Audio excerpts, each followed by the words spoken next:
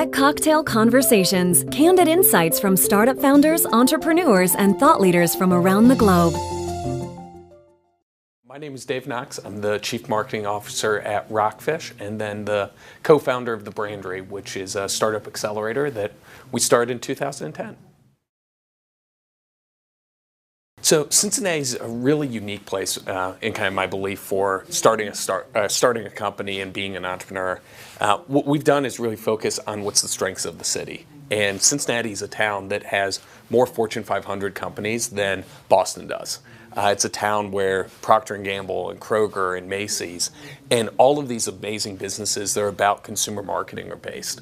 And it's not just the big companies, but it's the companies that support that. So we have design agencies like Landor and LPK that have created some of the most iconic brands in the world. And so what Cincinnati's startup scene is really focused on is about how can you use design and marketing as two core strengths of what we do. And in startup terminology, that's about user experience and customer acquisition. And so we really focus on those startups that's the core and the belief and the heart of who they are and what they do. And we think that's something that our town can offer that really is kind of irreplaceable and irreplicable from others. It's really making a lot of strides is probably the best way to put it. So we're a city that, like many, was kind of hard hit back in the dot-com days. And so we had this great momentum that just crashed down. And really from 2002 until, call it 2008, 2009, it was a scene that just did not have that camaraderie and that community and everything else. Starting about 2009, 2010, with the Brandery and some other efforts, including Cincy Tech and others, we had this upswing where we started building this community. And what we most importantly had was following the philosophy of Brad Feld, that we had entrepreneurs leading, that they were taking the reins and they were making things happen.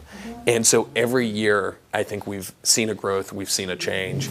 And for me, the most exciting thing is when we have entrepreneurs that come back or that left town or hadn't really seen what was going on, and they just say, I'm amazed at the progress that's being made, because now we can say we have a community, we have this startup feel that's going on, and it's driving some exciting stuff.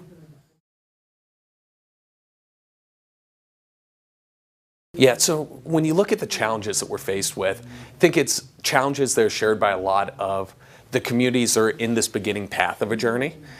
The first is that when you're growing a community, you have certain entrepreneurs that want to just plug into a community. They want to just know that it's there and it's happening. Our challenge is finding entrepreneurs that want to be part of not only building their company, but building the community as well and sharing that core belief. Not every entrepreneur is about that. Not every startup is about that. So challenge one is finding those type. Challenge two, of course, is capital, and it's a challenge that's universally shared. You hear it from every single person that talks, but we're trying to find unique ways to do that. We just announced something called Centrifuge that's actually going to be a $75 million fund of funds specifically for helping solve that problem. So we're there, we're working on it, we're not there yet. And I think the final one is a chicken or before the egg question, but it's this thing that we haven't had that huge exit. We haven't had that company that sells off, goes public, and creates that second wave of entrepreneurs that really kind of lead a charge of a city. And that's something that I get jealous of other cities. Having that, what Zappos has done for Las Vegas and what others you've seen where it spins off and creates. We're still looking for that. We've got some ones we're pretty excited about, but it's going to be a continuous challenge to get to that next phase and see it happen.